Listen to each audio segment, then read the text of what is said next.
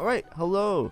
So today's gonna be a video probably about like Heavenly KAYN, I believe is what I end up playing here.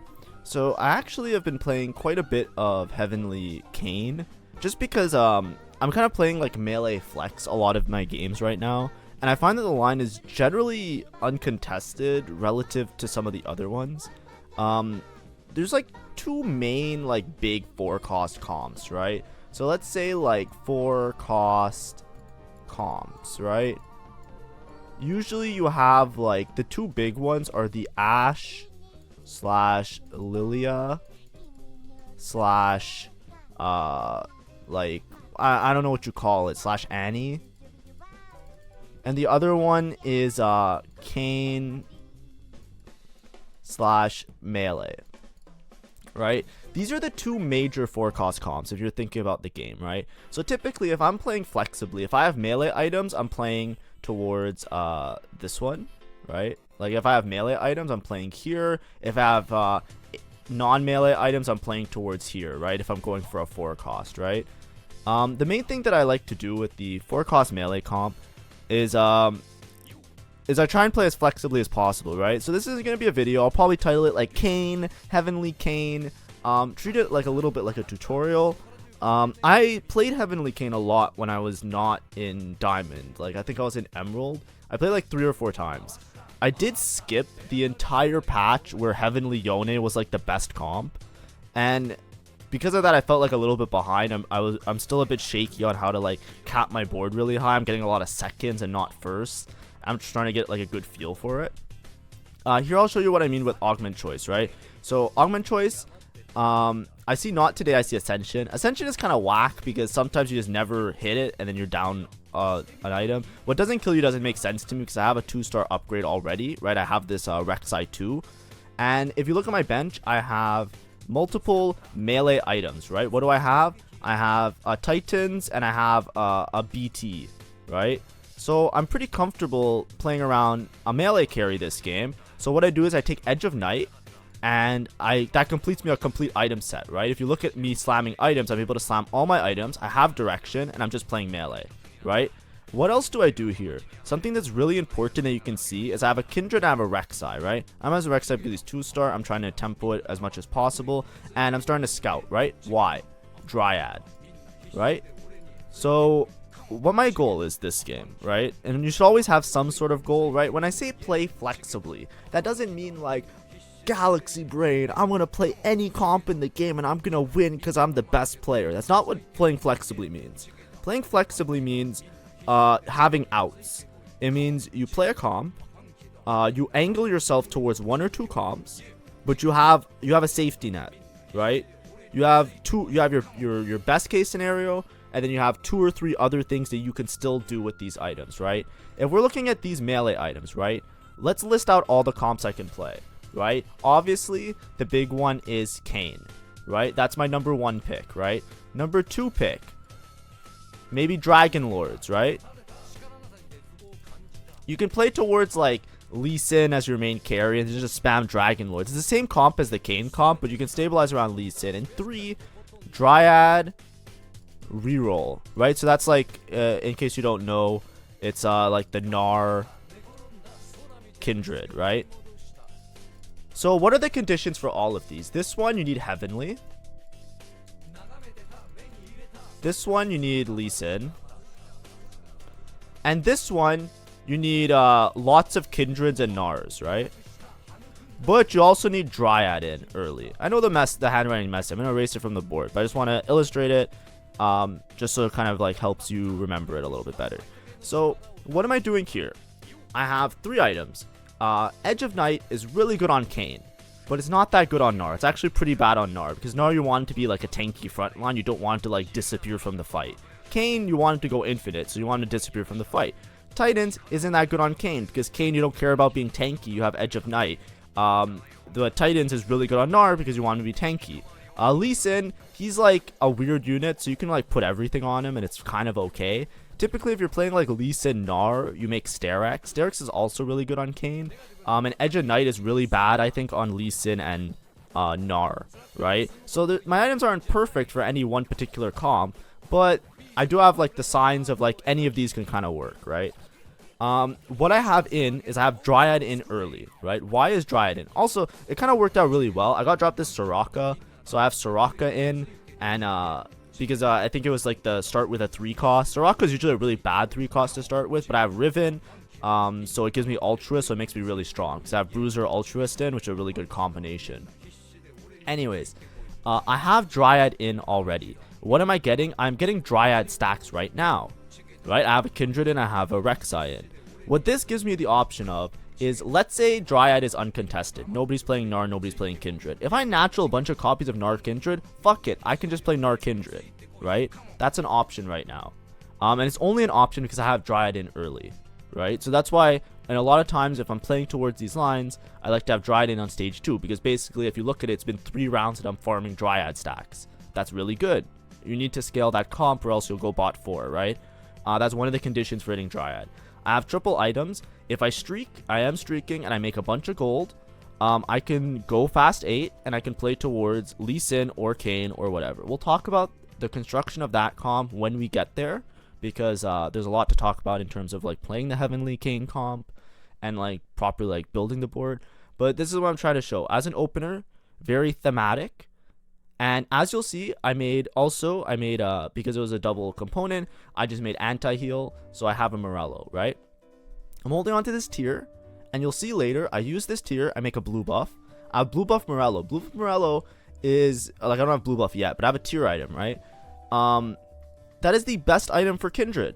So right now, I'm going to be working with a full item set of Gnar and a full item set for Kindred. And the Kindred items, right, if you take Kindred items, like, what is Kindred like? He likes blue buff, Morello, and like +1. All of those are really good Morgana items, so it works really well with that setup. Blue buff is also really good on Wukong. You can put blue buff on Wukong. Morello you can put on Soraka as well, right? All of these items that you build, the Kindred Gnar line overlaps really well with the Heavenly KAYN line. So it's just that's the idea of playing flexibly. Now that we have a little break to speak, I would like to say thank you for all the subs. We're very close to our RP giveaway. I will talk about it. I'll make a YouTube post about it when the time comes. But basically, I still haven't decided exactly how I'm going to do the giveaway. But it will be for like subscribers. And we'll probably do something along the lines of like, maybe I'll do like a YouTube live stream. And I'll just like make it work. But ideally, I would like to just do it through Discord. So if you want to do the RP giveaway, it'll probably be like a Discord thing, like whoever's in the Discord, and then I'll just random from those people. So make sure to join the Discord. There's not much posting in the Discord. It's usually just like from when I go live and stuff like that. But if we build a community, then you guys can talk amongst yourselves. You know, that's chill. That's cool. But either way, yeah, the Discord's really old because it's back from like I'm still art, but I've been streaming art for like 3 years. So like, there's some really old messages in there, but that's fine. But if people join it, that's cool too. But I'll give the details of the giveaway when we hit 200 subs. I'll try and communicate it in the YouTube videos. It won't be like a one-day thing. Also, I'll make it like a couple days because obviously like I don't want people to get stressed that they have to like click and spam click all my YouTube videos. I'll make sure to announce it multiple times in case you miss it in one of them.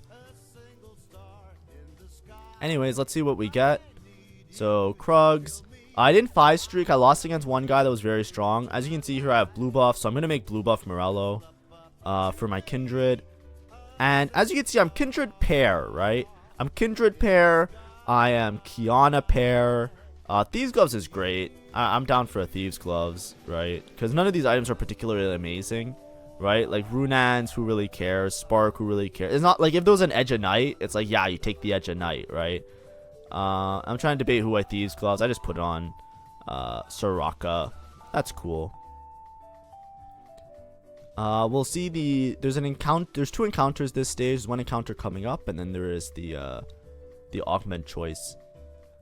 I'm fairly rich. I'm very healthy. I did get my streak broken, so I'm not giga rich. This person I'm playing against has a loon. I don't think a loon can beat me at this point in the game, but we'll see. Maybe they just win. Oh, they do win. My Edge of Night procced early, that's why. That makes sense. Okay, so now I'm you know, Lobby HP is very close, right? Not many people are full loss streaking. Not many people are full win streaking.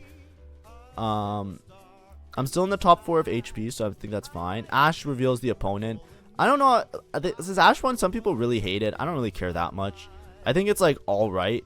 I think it's like really beneficial if you're somebody like a fortune player or something like that. Then you can like properly understand if you're gonna like sack or not sack. And here I'm kind of just looking for combat in general. Combat's always good. I take gifts. I'm not sure if gifts is actually really good. I should check the stats on this. So we're gonna check the stats live. Right? So let's go like actually I want to still just roll down first. So what am I doing here, right? I leveled to 6 and I slight rolled. Why? I was Kiana paired. I ended up selling one of the Kianas, I think, just for econ purposes, but I was also Kindred pair, and I wanted to roll slightly to see if I just natural a couple copies of Gnar, like on my roll down if I hit a bunch of Gnar copies. I didn't. So I commit the remover because I don't think I'll need to commit anything else. And now I'm just fixed on Lee Sin carry, right? So I have Altruist in, I have Bruiser in, I still have the Kindred in, but I'm definitely not playing towards Kindred Gnar at this point. That's why I rolled a little bit on 6. Like I still should be. I'm 20 gold. I rolled a little bit deep, but that's because I found the Lee Sin. I should have made 30 gold here because being 30 gold 3-2, you should be able to have enough gold to 4-2 it. Like you should be able to go level 8 at 4-2 if you're 30 gold level 6 now, and you just don't spend any more gold. You know, because I was 20 gold, I think it'll be a bit dodgy, but I already found a Lee Sin, so it's okay. So I have 3-item Lee Sin. I can try and fit in Dragon Lord at one point in this stage, and I'm just trying to like either win fights or streak. A Lee Sin early, as well as like a KAYN early. 4 costs early now are really strong just because of the HP buff. They're pretty much as good as a lot of like 2-star 1 costs, like, you know, 3 stars, like not 3 stars, 3 costs and 2 costs.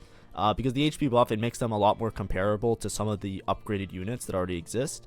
So they have a good chance of going infinite, especially if you have full items on them. Like if you watch this fight, I'm pretty sure I win with this Lee Sin, even though this guy has a bunch of upgrades. Like his Teemo 2, Garen 2, Sivir 2, 3 items.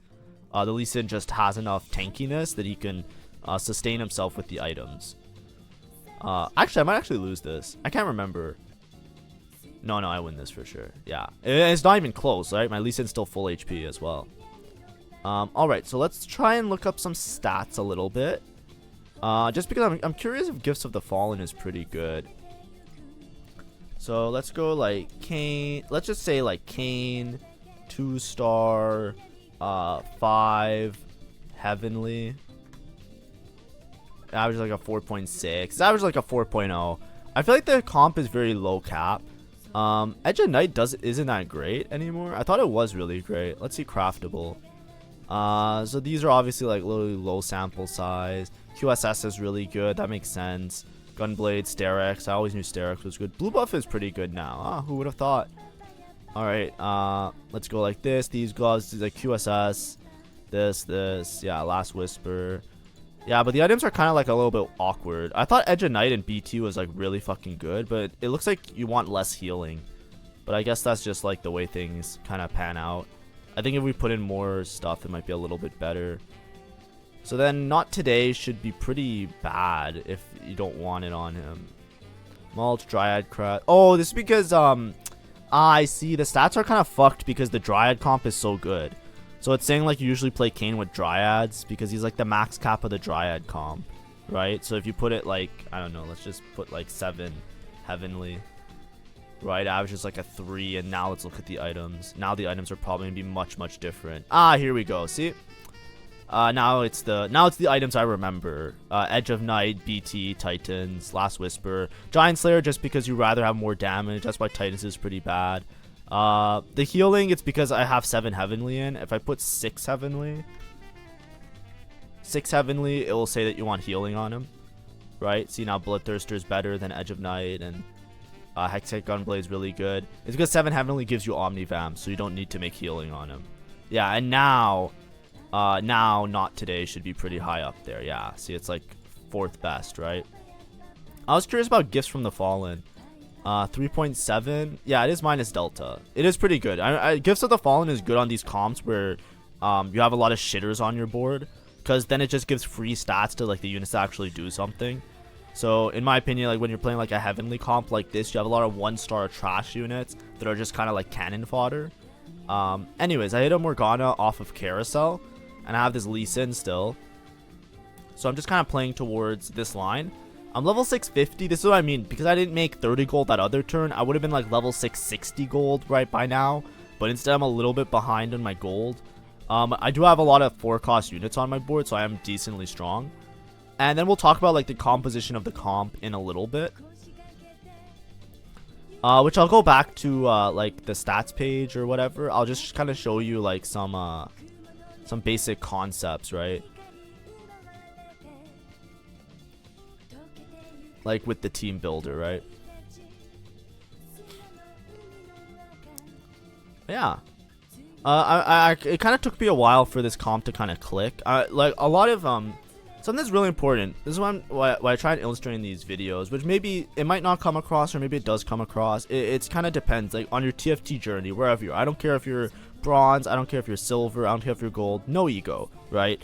There's no difference between anybody in any skill level. It's just a matter of like how much time you put into the game and how much you want to invest, because the people that are better, they don't just come out the womb and they're TFT gods, right? Those are people that just put in more hours, right? The main thing that separates like the mid-level and low-level players from like masters, grandmaster, challenger, right? Like I've made it to masters before, and the biggest difference that I found from playing anything below master and above master is just the amount of flexibility you have in your mid game, right? Most of TFT isn't just knowing what a good comp is. It's knowing how to play the comp when you don't hit the proper units, right? It's very easy for me to Google what's the best comp in TFT, look at a picture, and hold it, like have it open on a second monitor, and then just copy that picture, right? That's not how TFT works. You're not going to hit those units all the time. You're not going to get them. Anyways, I got an extra Edge of Night from the Kimono Anvil drop, so fuck yeah, let's go. This guy's playing towards Heavenly KAYN. I think in this lobby there's there ended up being 3 Heavenly KAYN players, so I'm giga contested, right? But I have the most HP out of all of them, and I have a lot of good units. Anyways, what I was trying to say is the main separation between like when you have like bad games of TFT and or not as good games or good games and those things, like the biggest distinguishing factor is how you play majority of those mid-game rounds. Like majority of the game happens before stage 4, right? Your opener, building with your items, right, based on your opener, playing your mid-game, and then having the ability to flex and understand what you need to do to live long enough to actually hit a really strong board later in the game. So for me, a lot of it is now I just level to 9. I know I don't have that much gold, but I just need to hit something to stabilize. The main thing is understanding like what points can I stabilize around at this particular moment in order to hit a really strong board, right? So example, in this Heavenly KAYN board, there's many variations that you can play, right? As you can see here, I use a duplicator on a Kiana too, right? I'm frontlining the Morgana because the Morgana gains Omnivamp, and I just wanted to contribute a little bit to like frontline damage, right? Like if someone aggroes my Lee Sin and then the Edge of Night's proc, then they'll aggro the Morgana, because the Morgana isn't doing that much except spreading Morello value, and she's fairly tanky with the Omnivamp. So I want people to like fall off the Lee Sin and get aggroed into the Morgana so that the Lee Sin can like dive through them into the backline or do damage to them while they're not doing damage to some of my shitter units, right? And then as the shitter units die, I gain all that. That's basically why the positioning. I saw Kurumix do it a lot. He's a challenger player I watch sometimes, and he was explaining how frontline Morgana kind of helps in those situations, so that's why I'm placing the Morgana like that. Anyways, the main thing I'm trying to explain is building the board. There's many different variations you can do, and you can lean into those variations, right? And it's like understanding in mid-game, you know, starting the game off saying I can play towards Dryad and not Dryad. I can play towards these melee carries. Even if these aren't the best items, I do have an idea of having triple frontline combat, right? Triple frontline melee items. Even if they're not the best on the unit, they're still all good items, that work together. And triple item is always better than just like reading items on bench. As you can see, I have all good items, no items on bench, no components on bench. That's always a good sign that you're playing a flexible game and that everything is kind of synergizing together nicely, right? I'm going to skip some of these fights because these fights, I'm not really doing anything per se as much as I'm just like trying to be stable, right? And I'm fairly stable, right? A Lee Sin 1 is pretty stable. This Qiyana, as you can see, Qiyana 2 with like a full Heavenly setup. I'm sure after they do the Heavenly changes next patch, if you don't know, they're going to make Heavenly stats only apply really aggressively on Heavenly units. So a lot of the, if you don't have a spat, a lot of these KAYN, Lee Sin, flex comps aren't going to work as well anymore because they just won't gain as many Heavenly stats. But I'm itemizing this Qiyana 2 until I can hit a KAYN 2, and I'm playing around Lee Sin or KAYN because any melee carry kind of works well with these Heavenly things, right? Now we'll go to... hopefully I wasn't like rambling too much. I'm still tired from yesterday. Let's go back to stats. Hopefully everything I said was coherent and makes somewhat sense. When you're playing Heavenly, right, let's just put all the Heavenly units. I spelled Heavenly wrong. Right, these are the 6 Heavenly units, right? And then you have KAYN, Morgana. Let's just take these 4 costs, put them here. Lee Sin. And I'm also going to put in Silas, right? So, here's a little bit of a lesson for everybody on how to play this comp well. You can play any of these 3. It's just whoever you hit, right? This is stage 4, right? Stage 4, you play this core, right? You play KAYN, Silas, or Lee Sin, right? You need one of them upgraded to 2-star. If you don't have them upgraded to 2-star, you need multiple of each, right? And then what you do is you fit in the rest of them. Wukong will put to the side, right? So typically, your board will look something like this, right? Something like this, and then I'll have the bonus units on the side, right? Let's just take out this, and let's just put here, right? Lee Sin works really well, because the thing that you can also play is Diana. Diana is a Dragon Lord that gives Sage and Dragon Lord, right? So let's count the units. 1, 2, 3, 4, 5, 6, 7, 8, 9, 10, 11. Obviously, you can't play all of them, right? So basically, what you usually want to do is Silas can take the place of Lee Sin. This is just an extra option, right? But when you're rolling, it's whoever you hit. If you high roll, you hit KAYN, you hit KAYN. If you high roll, you hit Lee Sin, you hit Lee Sin. If you hit Morgana, you hit Morgana, right? But you can play like this, and then you can also frontline the Morgana behind these 2 and kind of make it so that when the Edge of Night procs, they go onto the Morgana. Or you can make it so that the Edge of Night, it procs, it goes onto like one of these units. But basically, Lee Sin and Qiyana work together as a duelist, right? Diana and Lee Sin work together with Dragon Lord. This gives you Sage, right? This comp, you need to stabilize on 8. So let's just count 1, 2, 3, 4, 5, 6, 7, 8.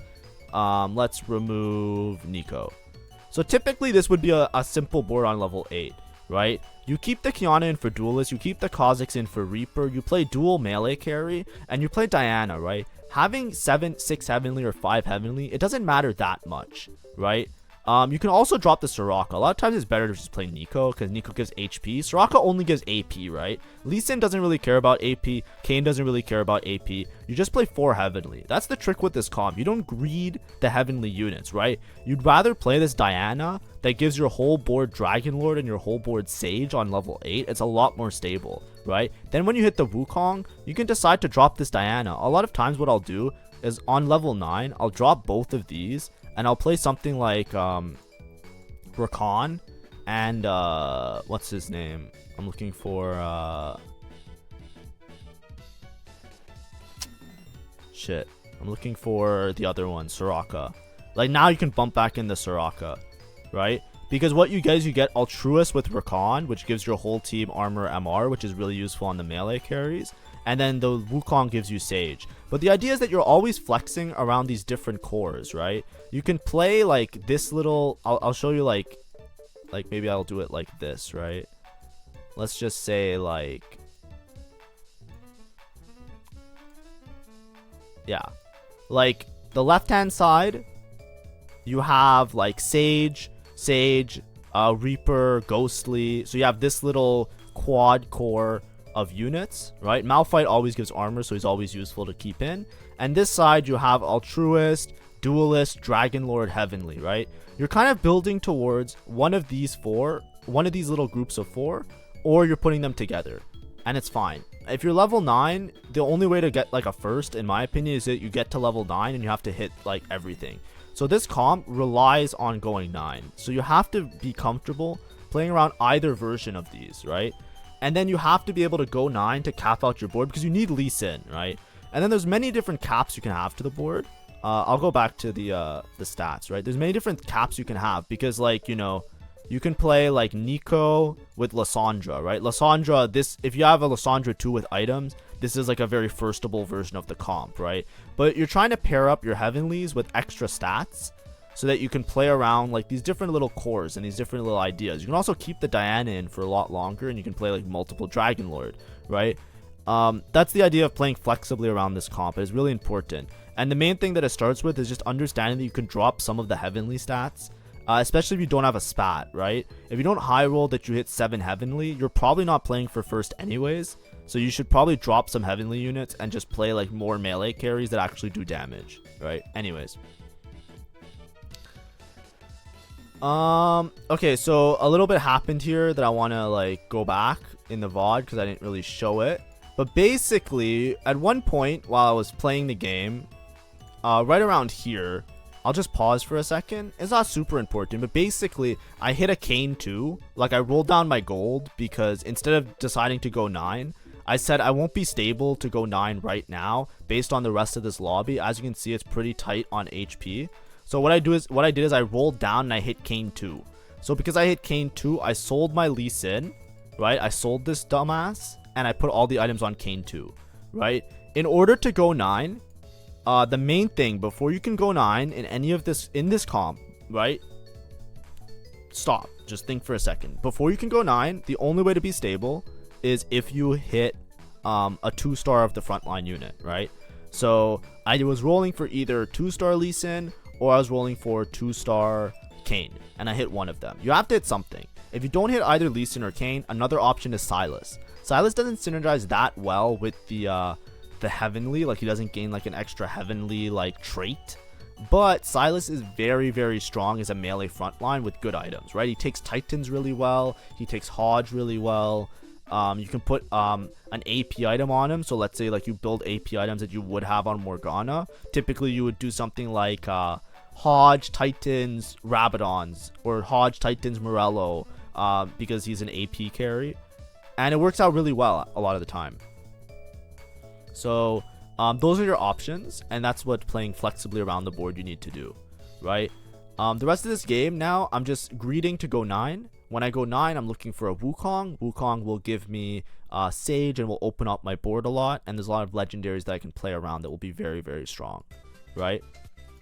I'm going to skip ahead a little bit. My board doesn't really change. I'm just greeting to go 9. I hit the Lee Sin 2. I hit a Rakan. So this is what I was talking about before. I'm playing a Dragon Lord variation. So instead I have Diana here because I haven't hit Wukong yet. I have this Lee Sin, and now I have a Rakan, right? And Rakan gives me Altruist. So I want to find a Soraka, and I'll probably lose the Nico for a Soraka because the Nico gives a little bit of HP, but Soraka gives the Altruist, which is probably good. And because I have the Rakan, the AP actually kind of matters a little bit now. But anyways, hopefully this was somewhat informative. This game, obviously because I was like super contested and I had to roll, I delayed my level 9 by a lot, and I'm not going to hit level 10. But as you can see, I hit the Wukong. I build the board around the Wukong now. I'm just skipping these fights because it kind of just goes down to like everybody dies except me and the top 1. The top 1 is playing the Lilia comp, but he's like giga capped, right? If you look at him, he's level 10. He has Azir 2, Ashe 2, this 2. Like the whole board is upgraded, and he's going for Nautiluses. I decided to roll on 9 to make sure that I found the Nautilus so that he wouldn't hit Nautilus 3. As you can see, I win this fight. The problem is that this guy has so much HP that is not, I can't win. Like I cheesed one fight, right? You'll see now that he kind of like positions, how do I phrase it? He has a Edge of Night on the Lysandra, and the Lysandra is like hidden behind all of these Giga units. You'll see that the fight goes very differently, and I just kind of lose out. Like I can't find a way to beat him. That's the way this video ends. Now, that being said, this comp is gonna get nerfed, so I don't think I'll have time to like make separate KAYN videos. So I would like to show you some other variations, because I did play this comp like 3 or 4 times. So I'm just gonna put these in this video at the end here. Hopefully you guys stick around to watch them because they're very informative. I can show you the Silas version, for example, and other stuff like that. So I'm just gonna go over them. Just give me 1 second to open them up. So I think this one is this video. I can play maybe this one.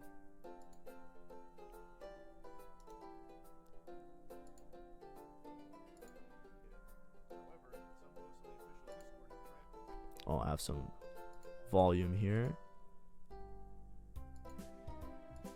Alright, so this version, I had the same situation. I had Hodge, like my start on stage 2, so I kind of skipped stage 2, but I started with a Darius melee carry, and I got Edge of Night again, so I just took it as an augment. And then I took healing orbs to synergize with it, because healing orbs really good, because if you're playing like a KAYN or a melee carry, they're usually the one that are going to heal, because they're going to be taking damage in the front line. And they're gonna kill the units. The units that are close to them are usually the ones that die, so healing orbs is really good with this comp. Inspiring Epitaph, we saw the stats before, is really good. This is my level 8 roll down. As you can see, I hit a Silas 2. So with this version of the comp, it looks very similar. I hit a Silas, I hit a an Udyr, which fits really well with the Behemoth, and I hit a Lysandra, which also fits with this. It seems really high roll because I got a bunch of 5 costs. It's not that strong, but as you can see, I dropped a lot of the heavenly units to hit these other units. And as you can see here, I start the stage at 73 HP, and I lose a couple fights. I end up being 46 HP because the Silas sometimes doesn't do the Silas things. The lobby was pretty high roll as well. But this is what I was trying to say. No matter what melee carry you hit, you just want to hit a 2-star version of one of them, right? You just want to get a 2-star version of a unit. Right, there's many people that are playing KAYNs. There's many people that are playing other stuff. I don't have a single KAYN. I just go straight to 9. I'm 20 gold. Right, very, very, very stable. Right, even with a Silas, which you might look at and think like, ew, a fucking Silas. That's not on this fucking spreadsheet that I looked at on YouTube from this other guy. It's like, no, it's like anything that you can to stabilize. That's how you flex around this board. Because the more important thing is reaching level 9, because you need Wukong and you need like other 5 costs in order to like play for like a good placement, right? I lose a bunch of fights, right? As you can see, the Silas isn't the strongest, right? I think if my Silas had like an AP item, right? He has Edge of Night, Hodge, and Titans. I think if he had like a Rabadon's, a lot of times like if you hit Silas before you hit the Morgana, right? I already slammed this Morello. If I had Morello on this guy instead, I probably would be better. I do have a second item set on this Lee Sin that I could use, and I find 1 KAYN now. I'm going to roll for basically like Wukong or any upgrades. And this spot, even though it doesn't look that great, I'm 32 HP. I'm level 9. A lot of the other boards I'm going to outcap for sure. I just need to hit something, and you can't miss everything. I hit Udyr 2, right? And instead of playing, look, this is my final board pretty much. Right, I'm just gonna always play Udyr 2. I have a KAYN that I just put items on. I switched it off of the Silas because the Silas wasn't doing much. I have a Lee Sin 2, so I felt like I was stable enough, and I have this guy. I'm only playing 4 heavenly, but that's fine because I have 5 costs to compensate. Right, if you have the 5 costs to compensate, it's often better to drop the heavenly, unless you're 7 heavenly. If you have a 7 spat, 7 heavenly does go crazy. Right, it's a very firstable if you hit 7 heavenly. If you don't have a heavenly spat, it's like, what are you getting? You're getting like +1 armor. Like, is it really worth it? Do I want +1 armor? Do I want a fucking Udyr 2? It's like, you know, use your head a little, right? And this game also ends in a second. I was Giga contested. These guys are extremely fucking strong. As you can see, they're both level 10. I'm stuck on level 9 because a bunch of people were holding KAYNs. There was one guy who was going for KAYN 3 this game. That's why I didn't find KAYNs for the longest time. If you look here, I still don't have the KAYN. We have 6 Dryad Gnar, which scaled the whole game. So I'm not beating that. But it's still from this spot of playing the Silas, you know, if I just Giga greeted and played not Silas, I would have been a lot weaker, right? But as you can see, we live long enough to hit a strong board. I'm not getting anything crazy, but we finished this game as a second, right? Another comp we can look at, I think this one.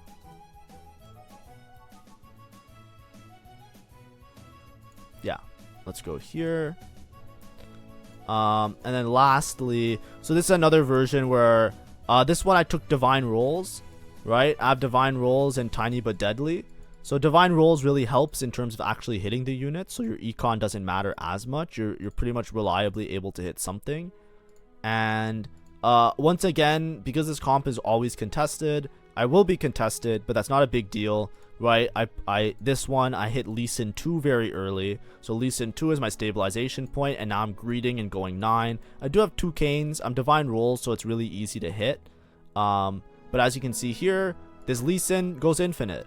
Look at this guy's board. He has arguably, like, if you look at this exact moment, look at this guy's board and look at my board. Who has the better heavenly board, right?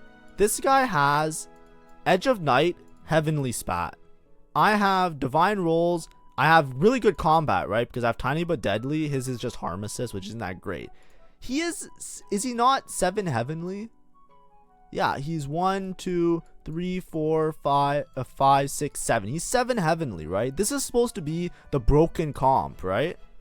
Watch me beat his ass. Why? Because I'm pretty sure, because he only has KAYN 1.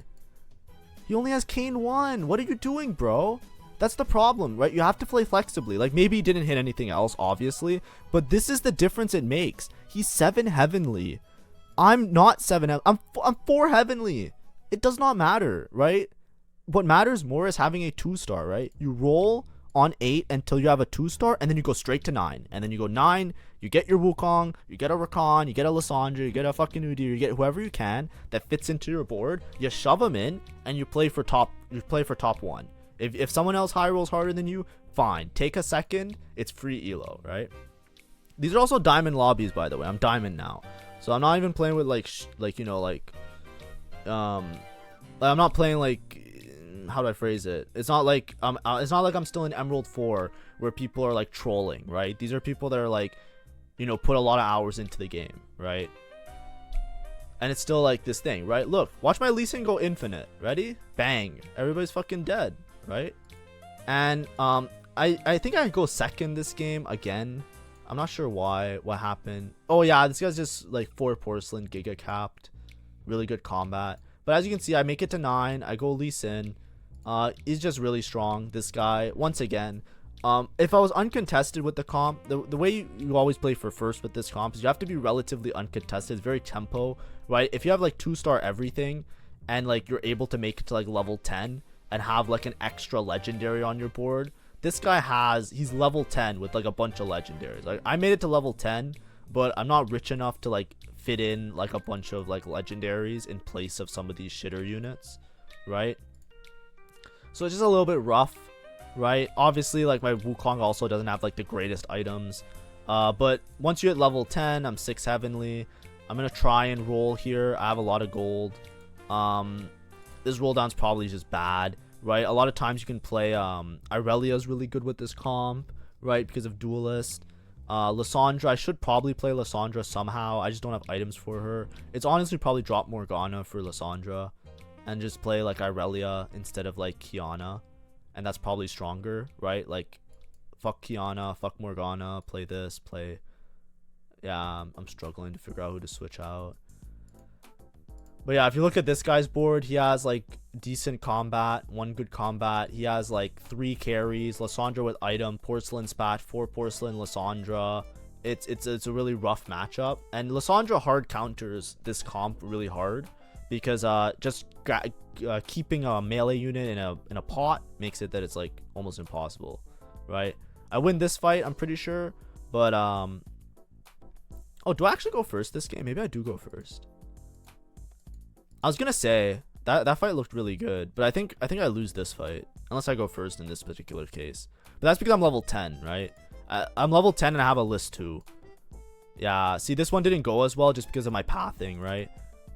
He moved around his units, and then I just died too early. It's very RNG. I maybe could have won this game with positioning. But the only reason it was close was because I had, like, a list 2. If I had a list 2 with items, I'd probably win. But yeah, so that's the end of the video. I just wanted to show, like, I could have made separate videos for those other 2 games. I just want to throw them in here because I had the VODs anyways. I even have, like, 2 more VODs. I won't show them because it's all the same garbage. Hopefully that was informative. Hopefully you kind of have a better understanding of this comp, as well as, like, playing flexibly and understanding, like, game plans in general. The comp will change a lot, so like starting 14.9, I'm pretty sure, because I've heard that they're gonna do big changes to Heavenly. So, but hopefully there's something that's some sort of rendition, so it's still useful. Anyways, thank you for watching. I hope you have a great day and weekend. And I'll probably be doing art all weekend, so I'll see you guys on the flip side.